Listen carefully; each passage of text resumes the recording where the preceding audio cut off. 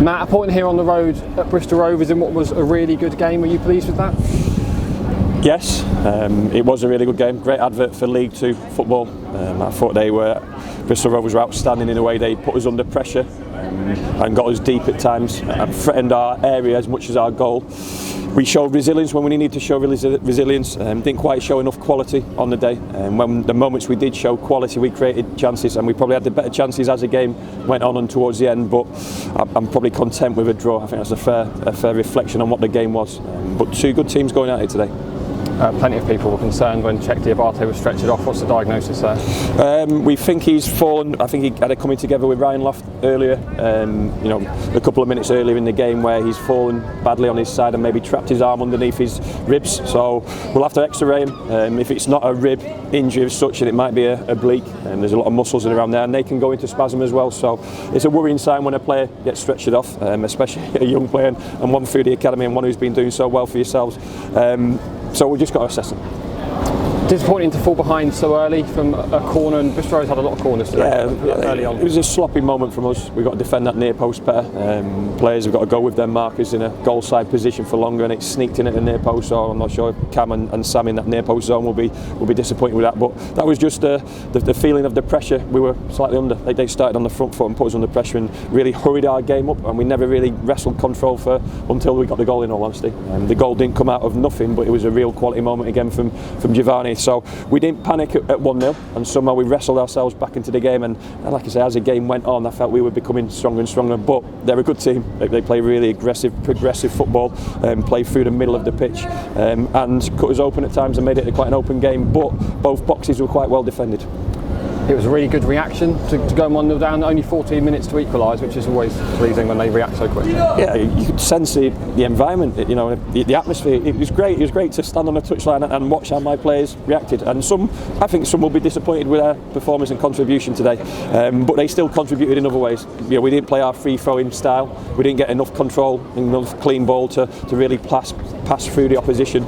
But we dug in when we needed to dig in, and we stuck to task, and we probably got close to the rewards towards the end of the game. But if we'd have won it then, we might not have deserved it. You mentioned the atmosphere. What an atmosphere it was from both sets of supporters. 10,000 here today. Yeah, brilliant. And our fans played a part, but it was noisy. But it'll be no different when we go to Mansfield next week. We go into these big grounds and big clubs. We had it at Bradford, we had it at Swindon. Both Bradford and Swindon, we were able to control the game more than what we were today.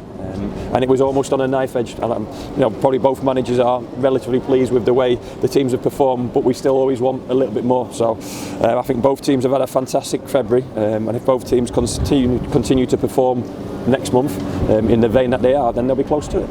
Something that we've seen consistently over the last few weeks is City finishing games really strongly, and it was almost another magic moment. When it fell to Josh at the end, just hit the target. But I was pleased with his impact. He showed a bit of brightness and a bit of energy in his. Sometimes when you come on as a substitute in a game like that, you can't get to the pace of the game. He was straight into it. That probably showed on the back of his performance on Tuesday and his contributions in recent weeks. So he's knocking at the door. He's ready to play and ready to start a game. And when he does, he's got to play exactly how he's done in terms of influencing the game, being bright, being on the move, being aggressive with his body position and getting hold of the ball. But like I say, ultimately I'm stood here the same as probably every Exeter City fan, slightly relieved but also slightly disappointed. So Josh Coley will be knocking on your door this week for a start on Friday, you think? I hope so, yeah. I hope so. And he's close to it, and Jack Sparks the same. We felt it was the right team to pick to start with, but with Czech's injury and Giovanni coming off with a hamstring issue, then all of a sudden we might be -2 again. And we've not got the biggest squad. We have the strongest squad for years, but we've not got the biggest squad in the world, so we can't afford to keep on picking up niggles and injuries. Hopefully they're not serious ones, but we've just got to wait and see. I know you mentioned on Thursday that Sam Stubbs would be available for this game. Good to see him out, and that shoulder injury wasn't as serious as I'll be honest, I thought him and Pearce were excellent. Certainly in that first half period where if I could count on anything, I could count on their dominance in defence. And then, like I say, Cam's not had many saves to make, but neither's their goalkeeper. So that's a reflection on how our back boys defended and the protection they got. But if you're going to rely on anyone to start a game, an atmosphere like this away from home, you've got to rely on your centre halves. And I thought Sam and Pearce were where they needed to be, and Groundsy to an extent when he came on.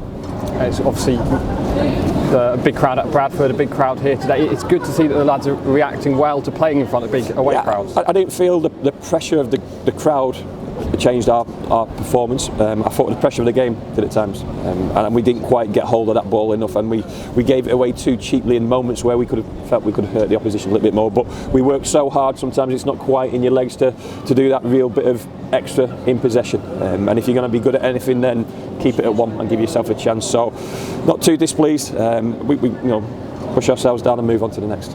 And that next one, like you say, all focused now on Mansfield, who's 13 games unbeaten in the league now. That's going to be another really tough game.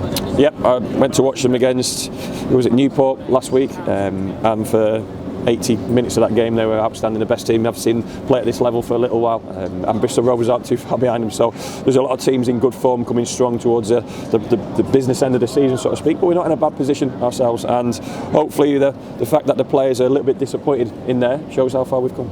Great stuff, Matt, thank you.